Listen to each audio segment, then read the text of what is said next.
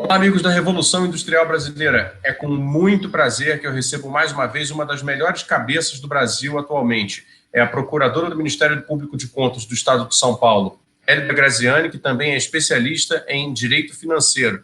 Por que eu digo que ela é uma das cabeças mais esclarecidas do Brasil contemporâneo? Porque hoje no Brasil nós temos um debate subterrâneo que não está acontecendo e a Hélida está trazendo isso. Um debate que relaciona o orçamento federal do ano que vem com o teto de gastos.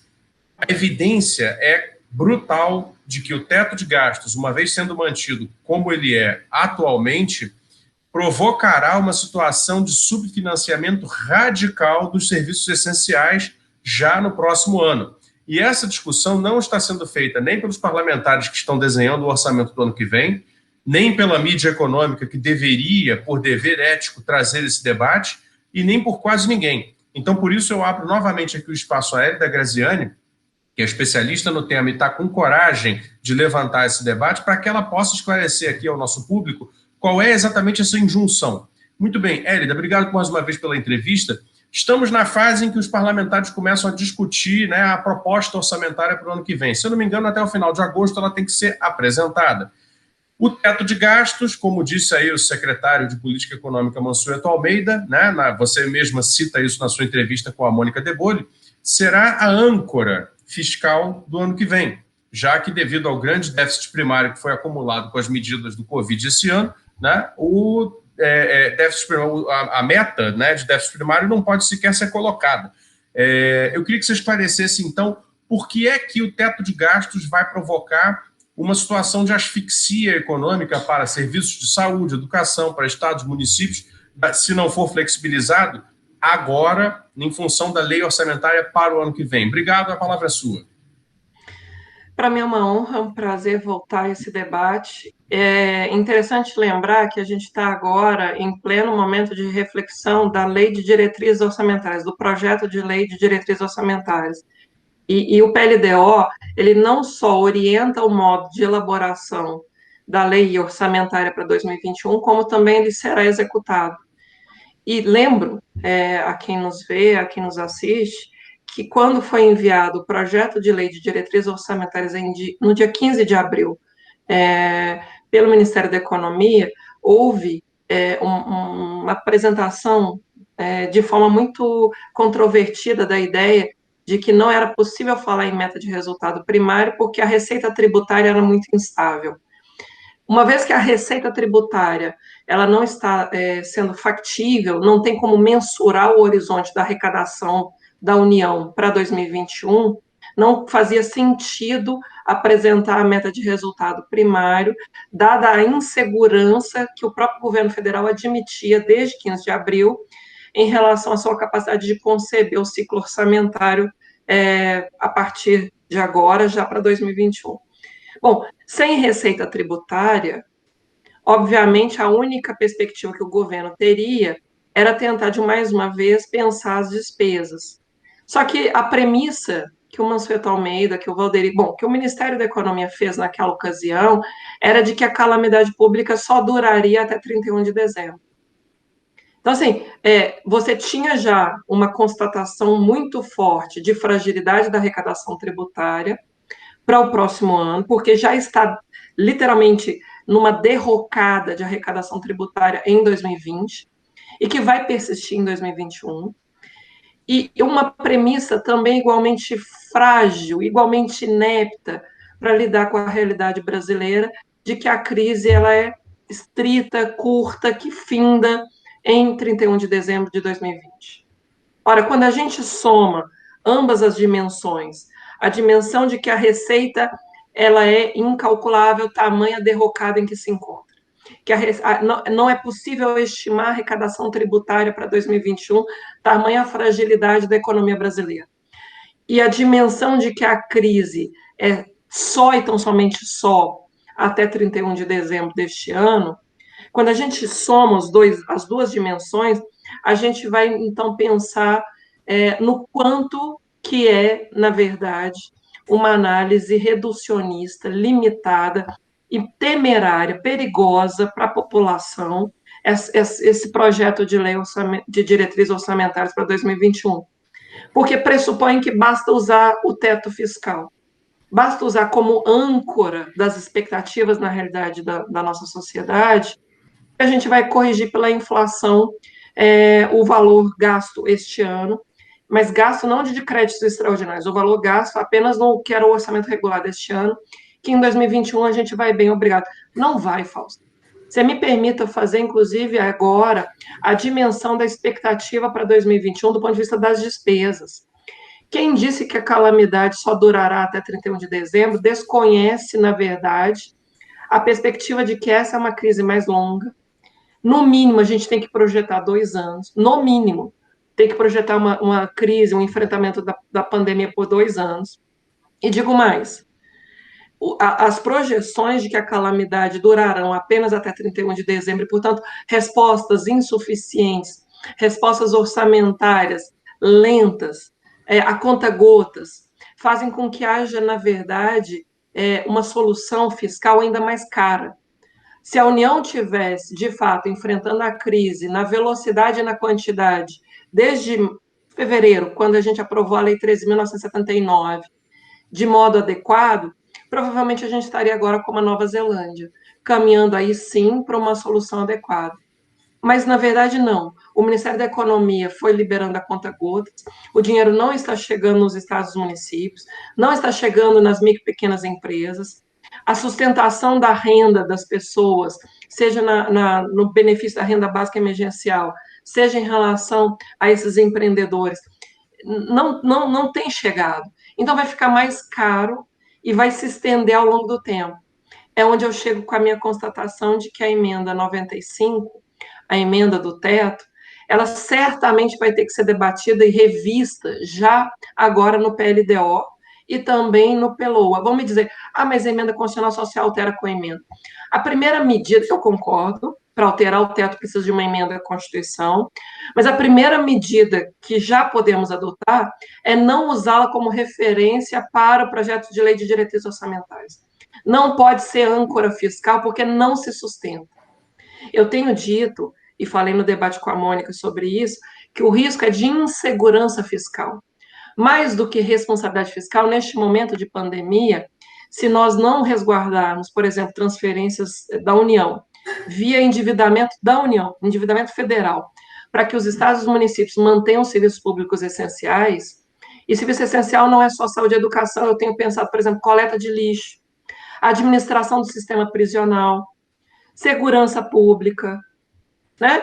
O próprio serviço funerário.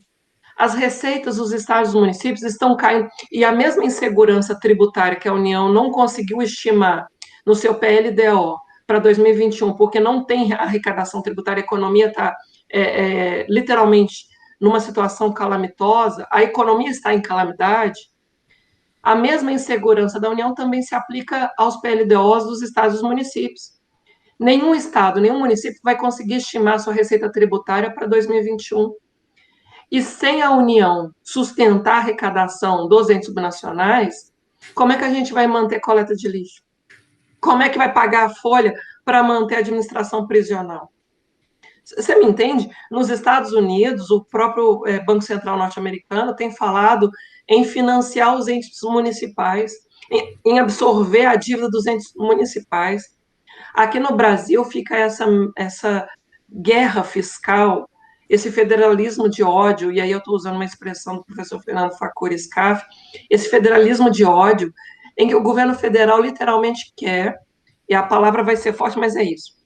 A sensação que eu tenho é que o governo federal quer gerar um sequestro fiscal do federalismo brasileiro, né, asfixiando, deixando de repassar o dinheiro necessário para constranger os governadores, os prefeitos, a aliviar a quarentena, a não manter a quarentena. Tudo porque o governo, desde o início, o governo federal, desde o início, achava que a gente tinha que fazer isolamento vertical, apenas as pessoas mais vulneráveis. Então, a forma como o governo federal vai bancar que a tese dele era a tese correta, que não poderia ter o lockdown, que a gente não poderia ter um fechamento da economia para não prejudicar os CNPJs, bloqueando o federalismo fiscal, é não repassando esses recursos, é fazendo uma interpretação de deixar morrer, deixar morrer pela doença, deixar morrer de fome, né? A pretexto de falar que não dá para endividar, dá para endividar sim, o mundo inteiro está se endividando. O mundo inteiro, inclusive, tem adotado a solução de financiamento monetário. No limite, no limite, a gente tem que fazer a revisão dos nossos pressupostos fiscais para a gente dar a resposta de resguardar vidas. Eu não aceito a tese de que a Constituição não cabe no orçamento. Eu sempre tenho dito que o orçamento só é legítimo à luz da Constituição. Que Estado mínimo é esse que deixa quase 40 mil pessoas morrerem, Fausto? Por inanição fiscal. Sabe, nós temos visto 40 mil mortes evitáveis por absoluta escolha de não ação tempestiva. Eu e o Zé Roberto Afonso até escrevemos um artigo no Poder 360, que depois também foi replicado no site do Le Monde Diplomatique Brasil, e que deu causa a um inquérito civil público aberto pelos colegas do Ministério Público Federal para investigar a letargia, a insuficiência da execução orçamentária da União na área da saúde. Veja, Fausto, nós pegamos os dados de execução orçamentária, especificamente da ação 21CO. A ação 21CO é a ação de enfrentamento da pandemia na dimensão sanitária.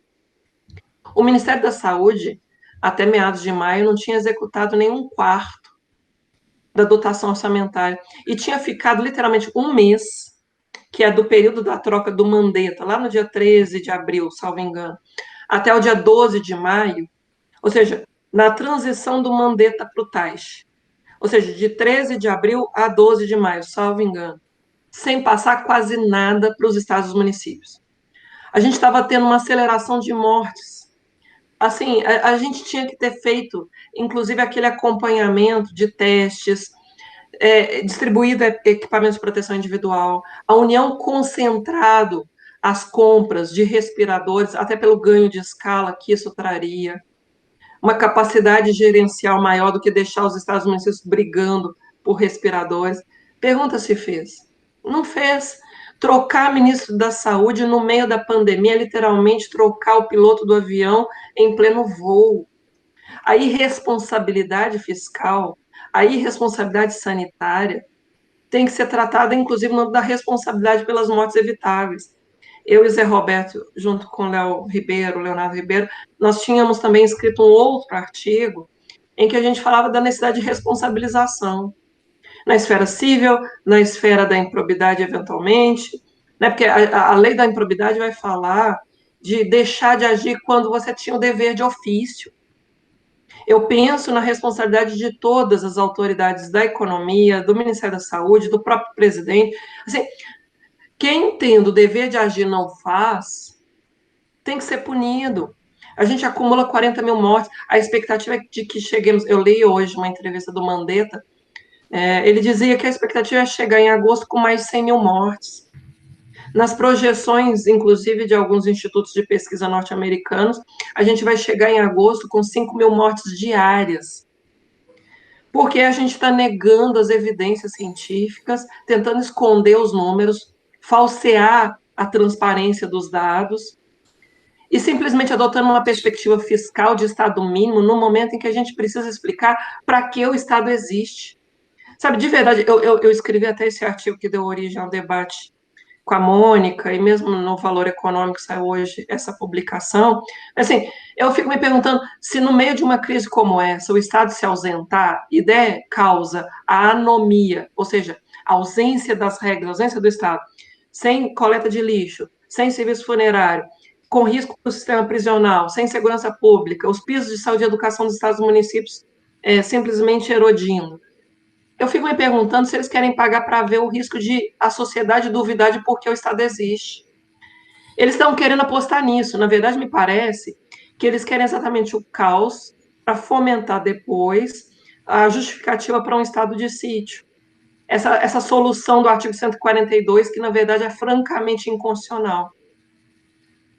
Hélida, posso te fazer uma pergunta agora que relaciona tudo isso um pouco também com a questão econômica, porque você menciona aí o subfinanciamento como uma espécie de asfixia, né?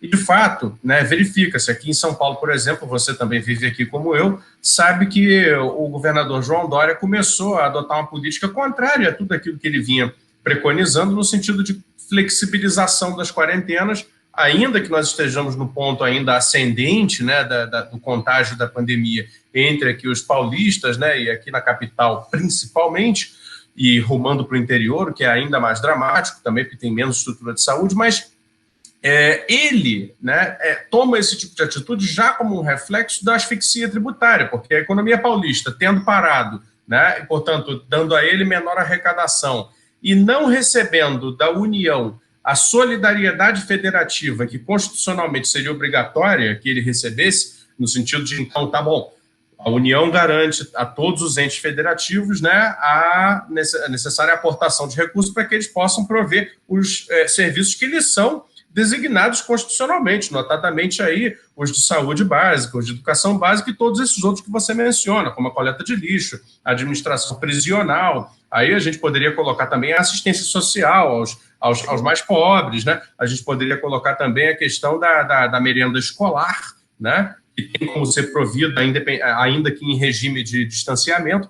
Enfim, é toda uma série de serviços. Aí eu vou linkar com uma outra questão, porque a questão do sequestro federativo você elucidou muito bem.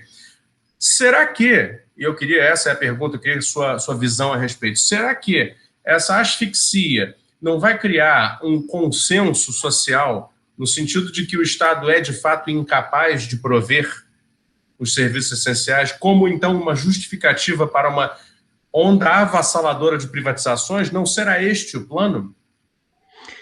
É uma escolha, certamente, Fausto. E quando você suscitava o exemplo de São Paulo, eu acompanho, a partir do Ministério Público de Contas, os dados. Realmente, os entes subnacionais, não só São Paulo, todos, a maioria com quem eu converso, eles não têm dinheiro para fechar a folha do próximo mês.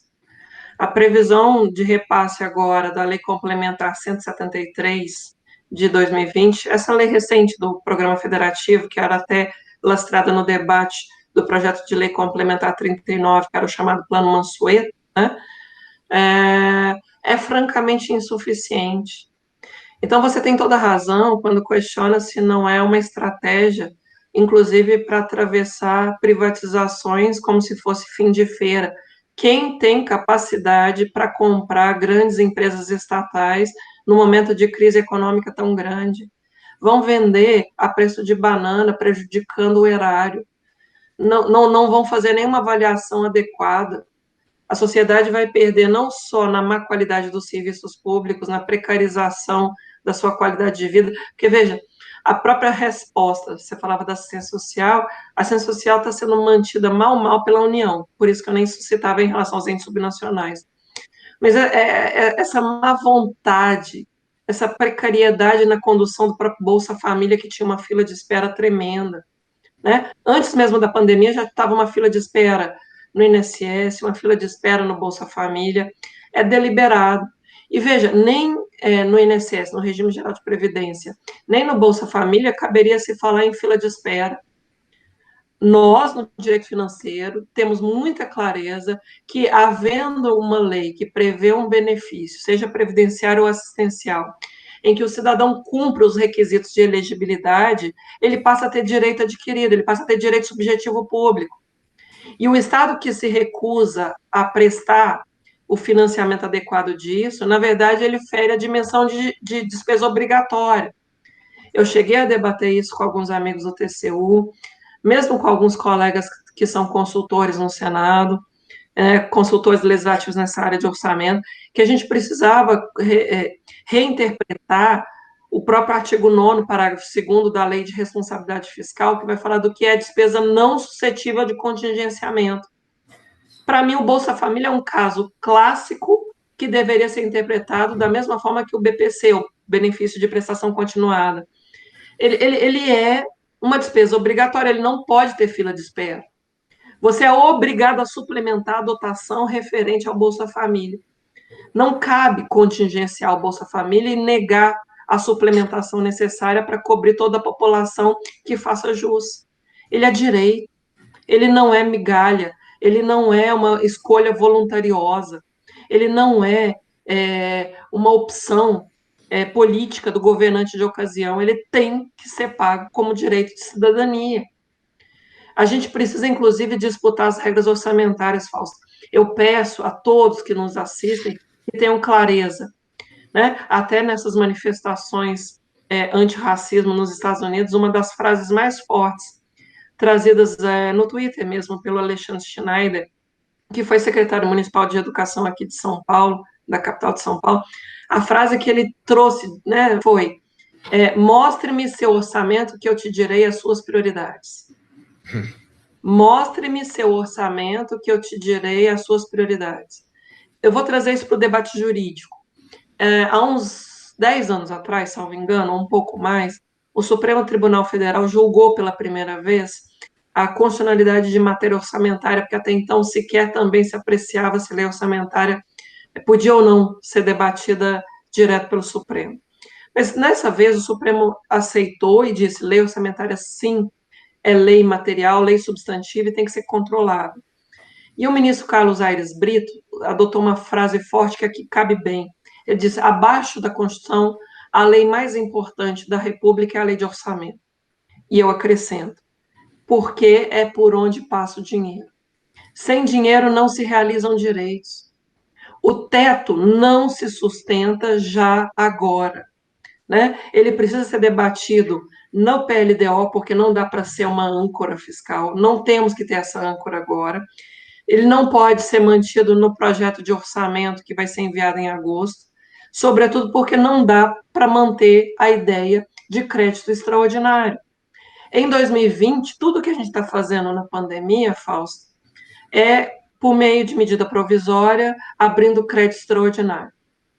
E esse ano, ok, realmente não era previsível. A pandemia veio, a Lei 13.979, em 6 de fevereiro, o decreto legislativo da calamidade foi do dia 20 de março, e realmente a gente não tinha como antever isso lá em 2019, quando era elaborada a lei orçamentária deste ano. Neste ano, ok. Mas para o ano que vem, a necessidade de você enfrentar a pandemia na seara da assistência social, na sustentação mínima da atividade econômica, na esfera do SUS, né, no nosso Sistema Único de Saúde, tudo isso já é previsível. Não dá para eles quererem criar um engodo, me permita até ser mais dura, mas é uma insinceridade, uma mentira fiscal, um cinismo fiscal, alegar que dá para continuar usando crédito extraordinário em 2021. Não dá, é inconstitucional. O Supremo já afastou essa hipótese. Em sendo previsível, em sendo planejável, não cabe usar crédito extraordinário. Então, o teto já vai cair. Ele precisa ser revisto. E mais, me permita só finalizar. Para quem diz que o teto é imutável, na verdade, é mais uma vez um equívoco, uma mentira, uma espécie de falseamento dos dados, porque o teto já foi alterado no ano passado. A emenda 95 já sofreu uma alteração pela emenda 102, que inseriu o inciso 5 no parágrafo 6º do artigo 107 do ADCT. Eu vou repetir para que todos vejam e saibam que isso é muito importante. O teto não só pode ser mudado, como já foi mudado. E esse inciso 5, inserido no parágrafo 6º do artigo 107 do ADCT, abriu a possibilidade de distribuição federativa dos recursos da seção onerosa do pré-sal. Lembra quando a gente distribuiu os recursos do pré-sal no final do ano passado? Houve uma exceção às restrições do teto para repartir esse dinheiro. Então, por que se permitiu alterar lá no ano passado e o mercado não caiu? O mercado financeiro fica fazendo terrorismo, quando, na verdade, a gente tem que devolver a Constituição para eles. Sejamos coerentes com a Constituição. Não tem que ter terrorismo com o mercado financeiro no meio de uma pandemia. O mundo inteiro está financiando a resposta à pandemia por meio de dívida pública.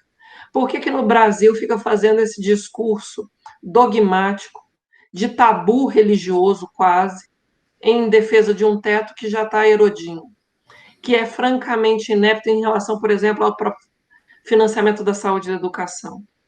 Os pisos da saúde e da educação, eles estão ali no teto de modo inconstitucional. A gente precisa rever o teto. É uma questão já.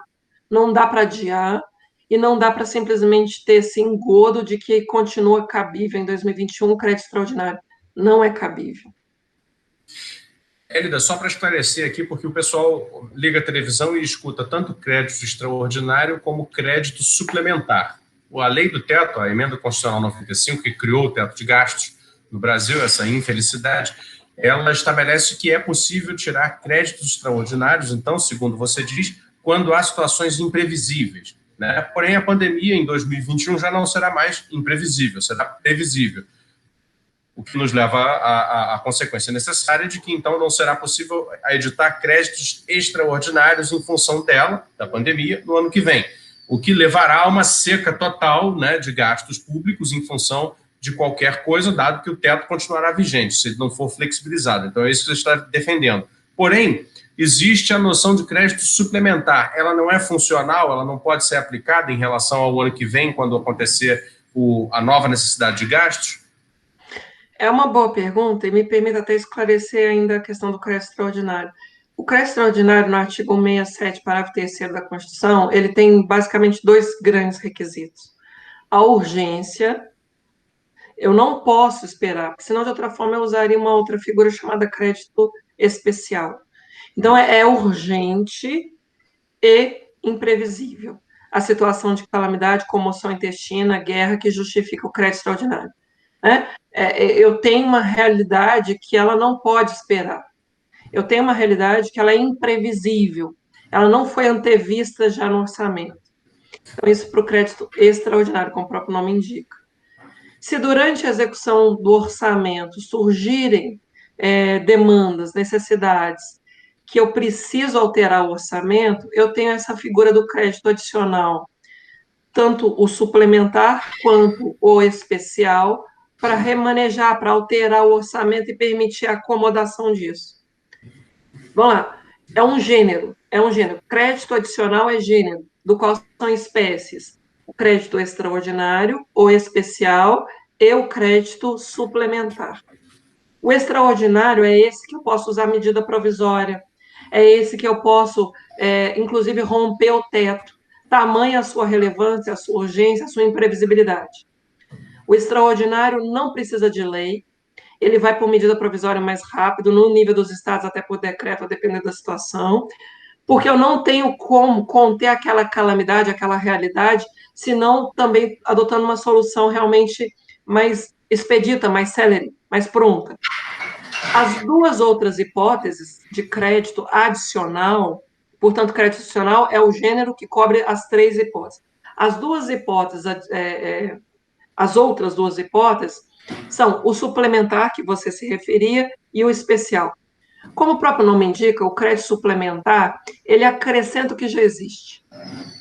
A palavra suplementar, ela indica acréscimo do que já foi previsto, do que já existe. Crédito suplementar significa que eu estou ampliando uma dotação já prevista no orçamento. E aí, o ciclo orçamentário prevê, inclusive, a possibilidade de o executivo fazer isso, mediante autorização prévia no orçamento, até por meio de decreto. Tamanha a previsibilidade, tamanha o caráter rotineiro disso, né? Então, por isso que eu falava do Bolsa Família. Para mim, o Bolsa Família era uma hipótese de entendo a necessidade de você satisfazer uma fila maior, você suplementar a dotação que já existe. Houve mais pessoas elegíveis, suplementa a dotação. Agora, uma despesa que surja não é urgente. Uma despesa que surge que eu não previ. Ela não estava no orçamento. É uma despesa nova que surge, mas que ela não é urgente. Eu consigo administrá-la. Para essa, eu falo de créditos especiais. E aí o governo tem que mandar projeto de lei. Para fazer face a uma despesa que, embora seja importante, mas não é urgente, né? Ela não tinha sido prevista no orçamento. Aí o governo vai ter que mandar um projeto de lei, abrir o crédito especial e, obviamente, no diálogo com o legislativo, uma lei ordinária. Agora, só para fechar o raciocínio, tanto o crédito suplementar quanto o crédito especial se submetem ao tempo. O crédito especial e o crédito suplementar se submetem ao tempo, quando se referirem a despesas primárias. Entendi. Ou seja, eles continuarão limitados pelo teto caso o teto não seja flexibilizado. Então, por isso, não poderiam ser apresentados como alternativa futura para o ano que vem, dado que o teto, né, no caso de ele não ser flexibilizado. Exato. Entendi. A única exceção é o crédito extraordinário, dada a sua imprevisibilidade e o enfrentamento da calamidade. Ou seja, né, e não havendo essa imprevisibilidade no ano que vem, porque a pandemia já será previsível, então ele também não poderá ser utilizado. E por isso o teto vai ter que ser revisto. É uma questão de coerência. Venhamos e convenhamos. Eu até escrevi isso nesse último artigo no Conjur. Conjur é um site de notícias jurídicas. Eu tenho uma coluna quinzenal na parte de contas à vista, chama, de direito financeiro. Nessa última coluna eu escrevi, olha, se a emenda 106, que é a do orçamento de guerra, emenda 106 do orçamento de guerra, teve fôlego, teve capacidade de alterar duas regras muito fortes, que é a regra de ouro e alterou o próprio financiamento do Banco Central, alterou o artigo 164, permitiu o Banco Central comprar no mercado secundário títulos do Tesouro. Né? Então, veja, a gente mexeu em dois pilares que até então eram tabus. A gente conseguiu já mexer na regra de ouro e no financiamento pelo Banco Central. O Banco Central comprar no mercado secundário os títulos do Tesouro. Fausto, se a gente já mexeu nesses dois pilares, por que já não mexeu também? Essa é a minha indagação. O ideal seria já a emenda do orçamento de guerra já ter feito também a revisão do teto. A gente não foi prudente quando aprovamos a emenda 106. A gente continua com essa análise um tanto mesquinha de achar que a calamidade só dura até 31 de dezembro. A crise econômica, a crise social, a crise sanitária vão se estender para além deste ano, com certeza. Devíamos já ter feito de forma planejada, de forma madura, de forma refletida, a previsão da alteração do teto desde a emenda 106. Perfeito, Lélida. Mais uma vez, eu queria muito te agradecer aqui essa entrevista, a oportunidade de explicar para o pessoal esses detalhes que não são claros, não são fáceis de entender, mas que com as suas palavras ficam bastante mais esmiuçados, né, ficam compreensíveis, e fazer um alerta, porque essa discussão a respeito do financiamento, né, de serviços públicos essenciais durante esse período do Brasil me parece colocar uma disjuntiva muito clara. Ou o Brasil se preserva, né, num mínimo, num paradigma de civilizatório mínimo, né, ou então nós estamos realmente periclitando, entrando num terreno muito arriscado de caos mesmo, né, a possibilidade de começar a faltar o mínimo cenário de respeito, né, social básico, né, nas relações, ou seja, quase uma pré-barbárie, né? E eu acho que é nesses termos que a gente tem que colocar o que está acontecendo. Assim, não se pode acusar o governo brasileiro de ter encomendado a pandemia, mas se pode acusar o governo brasileiro de estar utilizando ela muito mal como um instrumento da sua, né, eu gosto dessa expressão, embora ela seja forte, mas eu acho correta e aplicável, da sua necropolítica, né? Então, Elida, mais uma vez te agradecendo na sua lucidez, né, a capacidade que você tem de explicar coisas tão complexas do mundo jurídico na interface com o econômico, né, quer dizer, é meta complicado para um público geral, como é aqui do nosso canal, e queria deixar aberto para você dar umas palavras finais aí de despedida, te agradecendo mais uma vez. Eu é que agradeço, realmente eu tenho alertado que a gente não tem que falar mais neste momento em responsabilidade fiscal, mas falar em insegurança fiscal.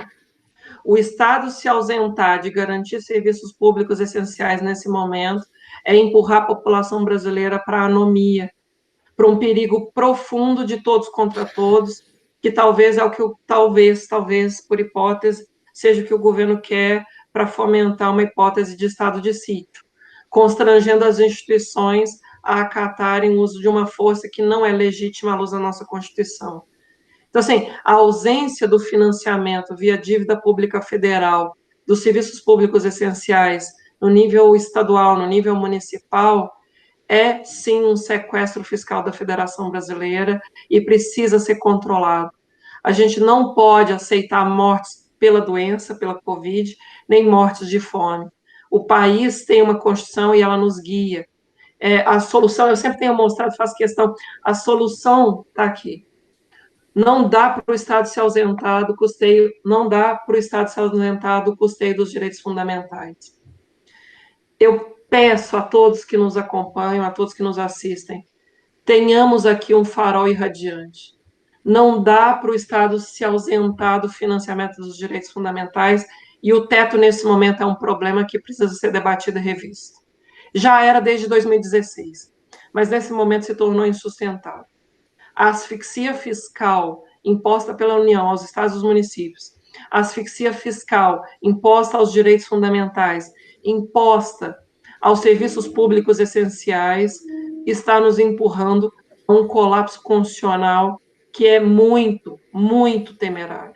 Eu peço a quem nos ouve que todos nos somemos, mais do que nunca, debater o custeio, debater o orçamento, na verdade, um mecanismo de defender a Constituição.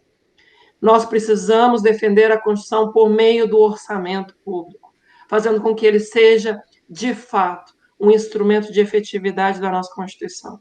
O orçamento precisa ser o lugar, o locus da batalha atual pelo nosso pacto constitucional civilizatório. É o que você falava, Fausto. Entre a barbárie fiscal, a gente precisa resgatar o nosso senso de civilidade constitucional. Nós não podemos ficar espremidos numa escolha, né, de Estado mínimo que deixa morrer. Não cabe deixar morrer. É vedado constitucionalmente deixar morrer. A sociedade brasileira precisa se defender, inclusive por meio do orçamento público. Perfeitamente. Essa foi a Hélida Graziani, procuradora do Ministério Público de Contas do Estado de São Paulo, especialista em direito financeiro, mais uma vez aqui na Revolução Industrial Brasileira. Por favor, apesar de todo o drama e a seriedade desse assunto, quero deixar a palavra de sempre, por favor, se inscreva aqui. Não por nada, mas é porque realmente aqui você vai sempre encontrar grandes cabeças brasileiras pensando o Brasil com diferentes enfoques, porém sempre preocupadas com um paradigma civilizatório, um paradigma ético, um paradigma humanista para discutirmos aí o futuro do nosso país. Muito obrigado e até uma próxima.